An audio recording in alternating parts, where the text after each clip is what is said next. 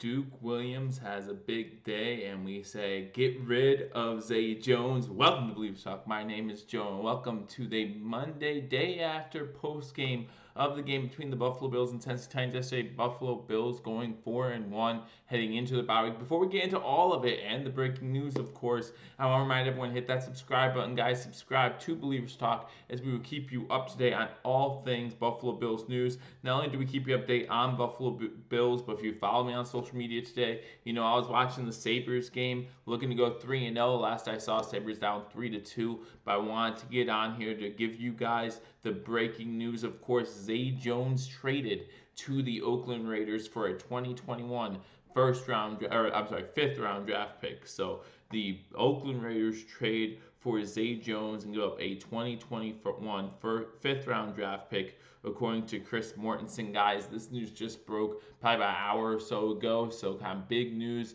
Buffalo Bills getting more draft capital. We know how much the Bills love the draft capital, and with this trade, as I'm following on Twitter and everything like that, I noticed that means 5 of our top 6 receivers from 2018 no longer on the team. So you talk about a change of the guard. You talk about building a roster. That's what the coaches are doing. Bye bye Zay. Zay. Let's go Buffalo. Angry Buffalo sports fan. Fantastic fish. Always good to have you on these streams. Thank you for joining me on Believers Talk. We'll let some people get in here. Like I said, normally you know me. I go live during the halftime of Monday Night Football, but with the breaking news, I just wanted to get on here right now. San Fran up on Cleveland 14-3. So if you're interested in that game, there's 4 minutes to go in the first half. After we're done here, head over to sportsfury.com or sportsfury on YouTube here. They're celebrating their 3-year anniversary. Tell them Believers Talk sent you. James Williams, welcome to Believers Talk. As a Bills fan, I respect everything that Zay Jones has done and what he's tried to do. I truly wish him luck. I wish him luck too, absolutely. We have 3 fifth draft picks in 2020 and 2 fifths now in 2021, says Nomo. Welcome, Raul Enix. That's something, Nomo's brought that up. When we talk about bundling picks, possibly move up in the draft, we can do that. This just adds to that draft capital. We know how much Brandon Beane, Coach McDermott, the front office, we know how much they love that draft capital and turning into maybe some higher picks. And that's a possibility now with the trade of Zay Jones for that 2021 fifth round draft pick. And guys, don't be surprised if Zay Jones goes to Oakland and doesn't do too bad. You got Derek Carr there, more of a West Coast style offense where they throw the ball a little bit more. Don't be surprised to see Zay Jones do a little bit better in Oakland than he did in Buffalo. But here's the thing, going to the game on Sunday, we don't need him anymore because we got Duke Williams catching 4 passes on Sunday. All 4 targets that were thrown his way were completions, one of which, of course, would turn to be the game-winning touchdown. So, hey, good luck to Zay, but obviously we can move on to bigger and brighter things here with Duke Williams. Now, Duke Williams is on the squad. Duke Williams looked pretty good in his first week of action in the NFL. So, guys, again, first, I want to talk about the Zay Jones news, and then we'll get into the post game from yesterday. Again, if you're new to the channel, guys, I like to take a break from the day, rewatch the game on Sunday, and then I give you my post game reaction on Monday during Monday Night Football. Hey, I work, or else I would do it earlier, and then I want you guys to be able to enjoy Monday Night Football, and then I'll get on here at halftime to break down the game between the Tennessee Titans and the Buffalo Bills. So first, Zay Jones. Zay Jones, as many of you know,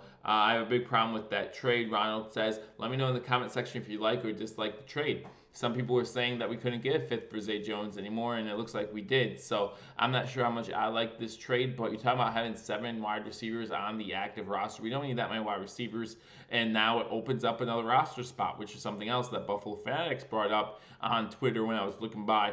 It does open up another roster spot for the Buffalo Bills. Now have 52 of that 53-man roster, depending what we look like going into a bye week.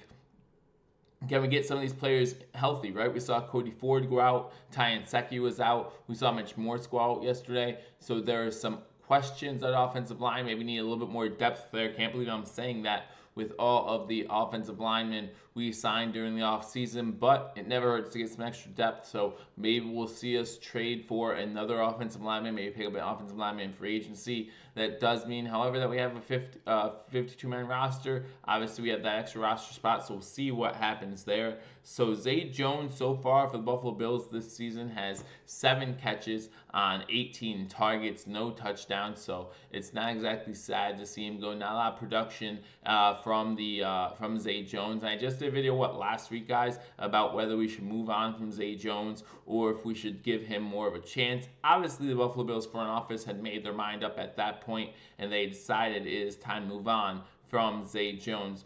So yeah, Ron, I would love to know why you have a big problem with this trade. I don't have a problem with this trade. Again, Zay Jones at this point was maybe a little bit of an extra asset. Now, I did enjoy yesterday seeing him be very supportive, and Duke Williams talked about in his post-game press conference about how supportive Zay Jones was of Duke Williams. And, when Zay Jones was told that Duke Williams would be taking majority of the snaps away from Zay Jones, man, Zay Jones, from everything we hear, handled it like a professional, still came in, practiced, helped Duke out. So big props to Zay Jones for doing that when, again, he was just told that he will be losing snaps to Duke Williams. Probably was told at some point that he would be traded, or he's potentially on trade block, and still to be able to show character and resolve and be able to go out there and show support. He was only involved in 1 offensive snap yesterday for the Buffalo Bills. So again, that's why it makes sense to trade him at this point. If you're not going to use him, then you can trade him. Rounding next, I just think they could have used Zay in a trade with draft picks to maybe try to get Stephon Diggs or an AJ Green. To that regard, as far as the Stephon Diggs reports go, the Minnesota Vikings have came out and said they're going to do their best to keep the Stephon Diggs and not trade him. So maybe the Buffalo Bills called. From what we learned with Brandon Beane, he makes the call, so I'm okay with that. And if Stephon Diggs was not for sale, then they obviously thought maybe it's better to go somewhere else and try to find another trade partner for Zay Jones. But we know we know at least a lot of teams made phone calls to get Stephon Diggs. The Vikings did say that the phone was ringing a lot for Stephon Diggs, but they also said they weren't. Excuse me. They also said that they were not willing to trade Stephon Diggs. So if that's the truth, if that's the case, then you gotta move on. You can't, keep trying to do something if the Vikings or the other trade partner are not willing to do that. Same thing can be said for AJ Green. No one knows if Cincinnati was willing to trade AJ Green or if AJ Green was willing to go anywhere else. AJ Green was a long time Cincinnati Bengal. Maybe he wants to spend the rest of his career in Cincinnati. I know they stink, but maybe it's more important to him to be that guy than it is to chase money or to chase rings. And to each their own. Hey, if that's your home, you do you. We don't know what makes him stay where he wants to stay or be where he wants to be. That's fine. Maybe he's not on the trade market either. So the Buffalo Bills shopped Zay Jones out and said who would be interested in trading. The Raiders got back to him. Now, I would have rather a 2020 5th-round pick. I don't like waiting for my draft picks, but hey, extra draft capital is extra draft capital. We can still use that this year to do things, trade that pick somewhere else and move up in the draft, or trade. Maybe that's going to help us get Thielen. Maybe Minnesota would rather 5th and 3rd than they would Zay in the 3rd. Who knows? Who knows what they're going to do with that? In Beane we trust, no one says absolutely. And again, Beane has shown nothing but to be trustworthy as far as his front office moves. Obviously, a lot of what happens to Brandon Beane and Coach McDermott are linked to our quarterback Josh Allen. So we'll see what happens there. But right now, again, we have to think that Brandon Beane and Coach McDermott and this front office did everything they could to get the best deal for Zay Jones. Ronald Yanks writes, I wasn't meaning it had to be a wide receiver. I was just saying we could have put a trade off together for a better talent. You know what? Maybe, but what better talent's out there? He'll fit right in over there with Incognito. Bill Moose says, well, they were together in Buffalo, so maybe they'll do something here. And again, we wish Rich Incognito the best. We wish Zay Jones the best. I mean, again, some bad situations for Richie Incognito. Hopefully he mentally is getting right, and now he is trying to be an advocate for mental health awareness, so that's always a good thing. And Zay Jones never did anything to hurt Buffalo, from a fan base. He always was doing his best to help the team win. And I truly believe that. And I do wish him nothing but the best, unless they're playing the Buffalo Bills, of course, in which case, we're going to shut you down. And with this defense that's been proven so far this year, we are going to shut you down. So with that, let's talk a little bit about that game yesterday. Again, the Buffalo Bills beat the Tennessee Titans 14-7 in what was a crazy game. If you were here for the live stream, guys, first of all, I appreciate it. Thank you. As San Fran goes up 21-3. The Sabres have tied it with the Columbus Blue Jackets with less than 2 minutes to go in that one. So the Sabres get a tie, or have tied it, a power play goal just now, with 1:14 left to go in the third. So it's 3-3, Sabres and Blue Jackets. Sabres looking to stay undefeated on this season. I'm happy about that. Again, I was watching the game, if you guys saw on social media, but I want to get to this Bills game right now. Visions of 99. I was harsh on Zay Jones, but I wish him all the best, says Jason. Listen, we were all harsh on Zay Jones from time to time, especially after that Patriots game. I would like to think that the coaching staff was thinking about trading Zay Jones before the Patriots game. Patriots game might just been a cherry on top. Or maybe it wasn't until Duke Williams did really well yesterday that they were like, hey, Zay is a asset that we can afford to shop around. And when they got the offer for a 5th round draft pick in 2021, they said we can't refuse that, and that's when they shipped him off. Again, we had seven wide receivers on this active roster. We only really need 6. We like the 6 that we have. If Duke Williams continues to produce, and we're going to talk about Duke Williams in the post-game. Of course we are. I mean, Duke Williams, game-winning touchdown, first game of his NFL career. We're going to talk about him. I have some good and some bad things not bad things about Duke Williams, just some things that I kind of want people to temper their expectations. And some things that are being said, I'm just wondering why they're being said. Maybe some of you in the comment section can help me out. Where did he go, Chris? Zay Jones went to the Oakland Raiders. We get a 2021 5th round draft pick for Zay Jones in the deal. So hopefully he does, again, best of luck to him in Oakland. But we're going to get into that. Again, I wanted to get into the post game of the game between the Titans and Bills, a game where the Bills win 14-7, move to 4-1 on the season. More importantly, we move to 3-1 against the conference. Our only loss, of course, to the Patriots. So if the Titans find a way to string together a couple wins, are fighting for a wild card spot, as it looks like the Texans are going to take a stranglehold of that division. The way they're lining up the scoreboard, the way Watson looks like they might be the ones to catch for the division win. But then again, the Colts just beat the Chiefs yesterday too, so that might be up for grabs. But if the Titans pull some wins together and they're close, we have that tiebreaker over them now, so that's kind of big. So we'll see. I'll never call a player a bum, but honestly, every time I talk smack on Zay, it was because I wanted to see him succeed. No, you're absolutely right, and that's why we as fans, that's what we have the voice to do, right? We could talk bad about a player or talk about how we want them to improve, because that's what we want for our team. We want our team to be the best they can be, and if getting rid of Zay Jones and bringing in Duke Williams is giving us the best opportunity to win, then that's what we want as Bills fans. So that's what we're going to do. So the Bills move to 4-1. The Titans fall to 2-3. Josh Allen has 2 touchdown throws on the day. One to Lee Smith, an 8-yard floater that had nice arc on it and had nice touch, which is something that a lot of people give him crap for. And then a 7-yard slant route to Duke Williams. Again, a nice slant pass to 183 on the day for him. Again, another great day. Great showing, by the Buffalo Bills defense. Didn't allow, only allowed, I think, 95 yards in the first half. Third quarter was a little rough, but then we shut down again in the fourth quarter. Only touchdown that was scored was off a Josh Allen interception. Gave the Tennessee Titans great field position. They capitalized.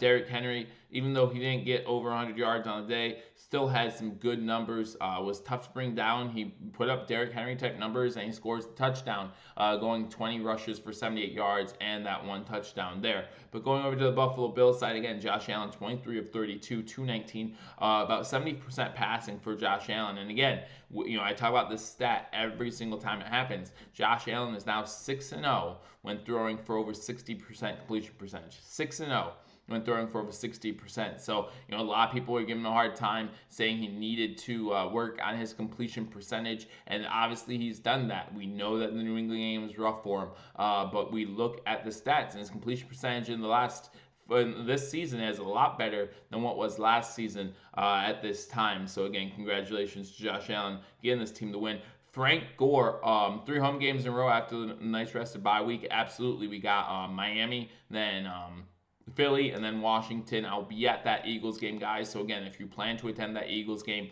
just let me know. I would love to meet up with some of you guys and just hang out for a little bit.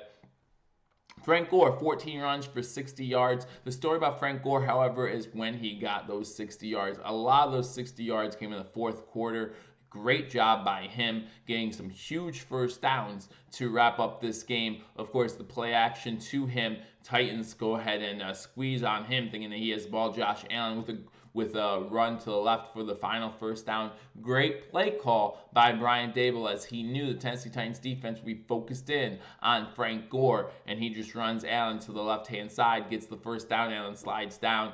Game over. So great job there. Speaking of Josh Allen, he has 10 rushes for 27 yards. We're going to talk about the 2 fourth-down rushes that they went for on the first drive. Yeldon with 2 carries for 15 yards, and that's huge, guys. I know it's only 2 for 15, but just the fact that we ran him twice and that puts something else in the mind of the defense that says, hey, just because Yeldon's in it does not mean they're not going to run the ball, even though it's still sparingly. Still nice to see that. Andre Roberts with a rush in this game for 7 yards as well. Go to receiving stats. John Brown had 5 catches for 75 yards in the first half. That's what he finishes with. All winnable games. Yeah, I completely agree with you that Eagles game is the only one that, you might have a hard time. But even 6-2, right? 6-2, still not bad at all. So John Brown with 5 catches for 75 yards. Isaiah McKenzie 2 for 52. Most of that on that little dink pass. Shotgun formation. Allen just dinks it to Isaiah McKenzie as he's coming in front of him. So that was, I think, for 45 yards. And if you think about Duke Williams, great block on that play as well. Cole Beasley, 3 catches for 21. Yeldon, 4 for 13. Knox, 2 for 12. Knox has a drop in this game, kind of a drop that he should have had, and he'll tell you that too. Frank Gore, 2 for 9. Lee Smith, 1 for 8. And the touchdown, of course. Hauschka, 2 for 2 on extra points. No field goals attempted. Andre Roberts, 1 kick return, 18 yards. Jorges, again, I think he's getting less credit than he kind of deserves. He had 4 punts inside the 20, and 2 of them were touchbacks. So all 6 punts either landed in the 20 or he got a little too much of, and they were touchbacks. But he averaged 50 yards per punt, 4 of them inside the 20. I think that deserves more credit than what we are giving him. Again, I think he's had a decent season so far, much better than most people projected him to have after the preseason. So good job for him. Roberts has 2 punt returns, but only 2 yards there. Alexander with 5 tackles. He led the way with tackles, but then you want to talk about a big guy coming up in a big way in a big game. Jordan Phillips, 3 sacks in the first half alone. He has 3 of the 5 sacks on Marcus Mariota. Again, 5 sacks is more than we had so far the whole season going into this game. And that's not because we weren't getting pressure on the quarterback. That's because quarterbacks are learning how fast this Buffalo defense is, getting the ball out of their hands as fast as they can. You think about Andy Dalton. You think about Tom Brady. You think about Eli Manning. They were all getting the ball out of their hands as fast as they can. Now, Mariota does not throw an interception in this game. Again, doing a great job holding on to the ball and not turning the ball over. But, we still get enough pressure on him for him to make some bad decisions, some bad throws downfield, quick throws that his receivers weren't ready for. He was sacked a few times. On that 1 sack, he almost lost the ball. He does a good job holding on to the ball there. But our defense is just lights out. If Mayfield and Lamar Jackson didn't find early success, then no one would be talking bad about Allen. Quarterbacks tend to have a longer development curve, and I think many people forget that. Well, the problem is that some of these new quarterbacks aren't having that learning curve, right? You look at Jackson, you look at Mahomes, you look at Andrew Luck going back a few years ago, you look at some of these new quarterbacks, and when you have a Sam Darnold or even Baker Mayfield last year, it looked like he was on the rise. Now this year, obviously, he's gone downhill. He's digressed a little bit. And to be honest, if I'm a Buffalo Bills fan, I would rather the projection that Josh Allen is taken than the projection of a Baker Mayfield. Baker Mayfield started off hot, right? But now he's going down. What's causing that sophomore slump, as they like to call it, especially when you add weapons like Odell Beckham, when you have Jarvis Landry, when you have Chubb leading the league, or I think he's second in the league in rushing right now. When you have these things, why is he having the sophomore slump? But Josh Allen, here we go. We're rising up the hill. We keep rising. Again, during this offseason, I'm going to talk about his completion percentage, how that needs to go up. Here we are. It's gone up. Now, has he thrown some bad interceptions along the way? Absolutely. But I like what I heard on a podcast. I forget the name of it, unfortunately. But we don't need, at this point, it wasn't about seeing a polished Josh Allen. It was about seeing a improved Josh Allen. There's going to be a day where we need Josh Allen to be the best Josh Allen he can be. But that's not today. With this defense, we are able to win games. Just keep us in games, keep us close, limit the mistakes. And I know that seems like a lot sometimes for Josh Allen, but limit the mistakes, and we will find a way to win. That's what we do here. Again, it's not going to be pretty all the time, but 4-1 is 4-1. So yes, is there stuff to work on? Absolutely. Is Josh Allen looking the best right now? No, of course not.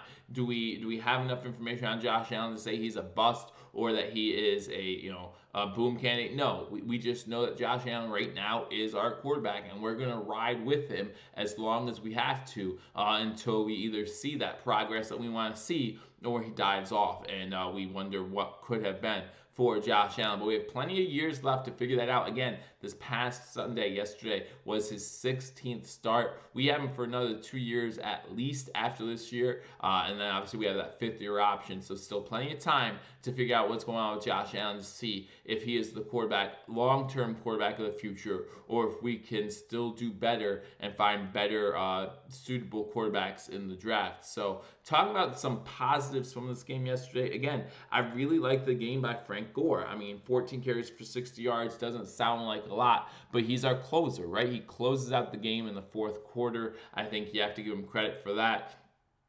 A lot of tough runs, getting those first downs, drawing the attention of the defensive line. Another positive from this game has to be Isaiah McKenzie and the play calling from Brian Daboll. Now, I disagree with the play calling going for on 2 consecutive 4th downs, 4th and inches early on in the game, and I even agree with Mario Paul from #Sports. They talked about how you have a guy just coming back from a concussion. Is that something you want to put him in the middle of? Again, we were in field goal range for that 2nd, 4th down, that one that we missed. I was saying on the live stream yesterday, and I'll say it here again, we should have kicked the field goal in a game where it finished 14-7, guys. Points matter. And you figure if it wasn't for Santos, they might have won that game. He went 0 for 4 on field goals. If it wasn't for him, we might be talking a whole different story here. But still, in a 14-7 game, obviously points matter. The more points, the merrier. Obviously, in the NFL, get the 3 points, and get on the board first, and get on the board early, and then who knows what happens from there. But I feel like we should have tried the field goal there, but maybe the Buffalo Bills coaching staff knew something we didn't, right? Maybe they watched Stephen Hauschka in pregame. He was having a tough time. We saw Santos have a tough time, so maybe it was just a bad day, bad field for kickers on this day, and maybe the Buffalo Bills coaching staff knew that, and so they only wanted to trot Stephen Hauschka on there for extra points and maybe short field goals if needed. Who knows? But the Buffalo Bills, coaching staff, they know more about those situations than we do. I still don't like the play call on 4th and a long 1. You just got the 4th down from a QB sneak, the same drive, the same that first down got you the set downs that led to the next 4th down. So it was just 4 plays ago you got the same drive. It's our fault he missed 4 field goals. It's not our fault he missed 4. No, it's not. It's not our fault he missed 4 field goals. In fact, we blocked one, right? The Bills blocked one of those field goals, so we should take credit for that. I'm not saying it is our fault. I'm just saying we need to put points on the board when we have points in front of us. That's all I'm saying. We need to get those points. The Titans almost had a touchdown that was taken off the board for a pass beyond the line of scrimmage. And that would have made things 14-7 Tennessee. Who knows what happens at that point? Completely different game. But luckily for us, Mariota was beyond the line of scrimmage. He throws the ball into the end zone, gets the flag, and then they try to field goal. It's blocked. just like it's not the Patriots' fault we turned the ball over 4 times. No, I'm not disagreeing with you at all. I agree with you completely. It's not our fault he missed 4 field goals. I'm thinking that maybe that's why the coaching staff didn't put Steven Hauschka out there to try and kick that field goal, knowing that he's had some troubles here early on here in the season. Also, speaking of kickers, though, McLaughlin, the preseason kicker for the Buffalo Bills, he did miss one for the Los Angeles Chargers as well. So Buffalo should beat the Pats. We're not going back 2 weeks ago. We have them coming up week 17 or week 16, I should say. So we will look forward to that game. When that game comes, they beat us in our home. Maybe we can do the same to them. Some bad coming out of this game. And guys, I was playing bad coming out of this game. First of all, the officiating, right? The officiating, and I'm not just saying on our side, I'm saying both ways, was horrendous. You talk about that Matt Milano roughing the passer penalty when he's blocked by Dion Lewis and he just rolls into Mariota and they rule roughing the passer penalty. That's ridiculous. You talk about that false start penalty. That wasn't called. It was called offsides. I think it was on Jerry Hughes when the Tennessee Titans were going into motion or whatever have you. The wide receiver wasn't sure what he was doing. He moves forward. He moves forward beyond the line of scrimmage, and then the defensive end goes forward, and they call it on him. I think it actually might be on Trent Murphy, if now that I remember right. They call it on him instead of the offensive wide receiver, who it should have been called on, but they miss it there. A few more calls that were just really bad. I think one of our players was called for a really bad holding penalty. I think it was Ford. Actually, yeah, in the play where Ford gets injured, he's called for holding penalty, and no one sees a hold out there. And it's just really just a bad play, or bad penalty called by the officiating crew. So bad officiating in this game really ruined it for me. Made it a real choppy game, as many of you who might have been watching a live stream, it was just choppy. You couldn't get in a rhythm, probably as an offense either, having all these penalties.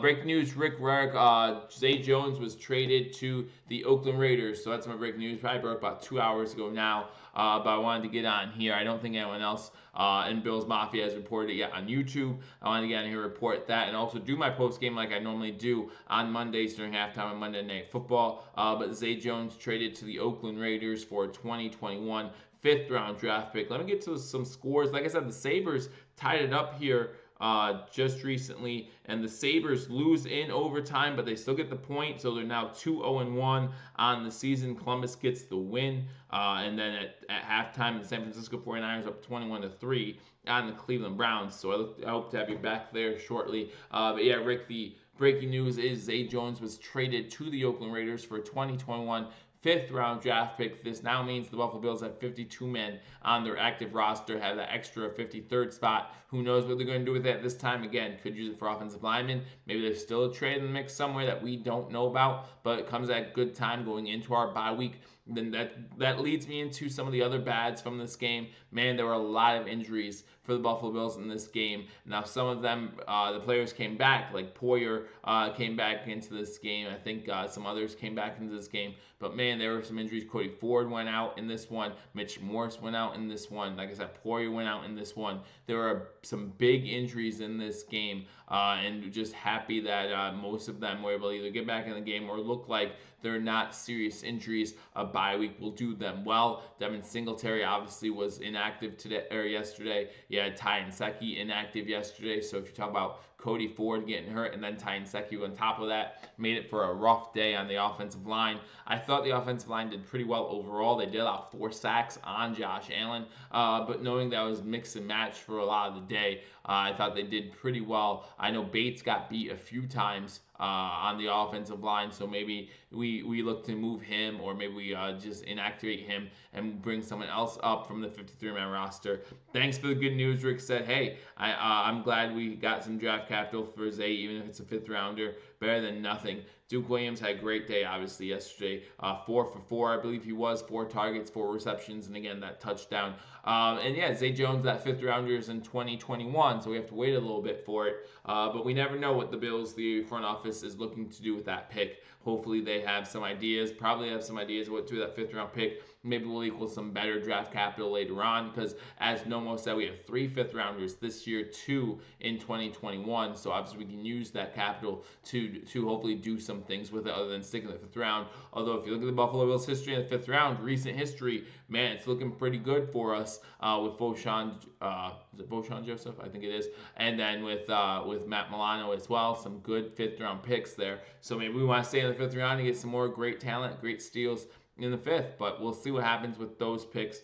We get Robert Foster back. Yeah, he was on the inactive list going into this game as well. Our wide receivers are much better than last year. As I said, Rick, in the beginning, this with the trade of Zay Jones, that means that we have gotten rid of in some way, shape, or form 5 of the 6 top receivers for the receptions leaders for the Buffalo Bills at the end of the 2018 season. The only one that's remaining is Robert Foster. So that goes to tell you that this coaching staff, this regime, is definitely not afraid to turn things around here again. Most of this offense is all new. You talk about this offensive line, other than Deion Dawkins, all new together. You talk about this running back committee. Frank Gore, TJ Yeldon, Devin Singletary, they weren't here last year. And then I talk about the wide receiving core. The only one here last year, that's here this year now, is Robert Foster. And the tight ends, you talk about Ty Knox. You talk about Sweeney, who had a drop yesterday. We'd like to see more Sweeney as well. And you talk about Tyler Croft. If he ever comes back, he would be a new addition to this offense as well.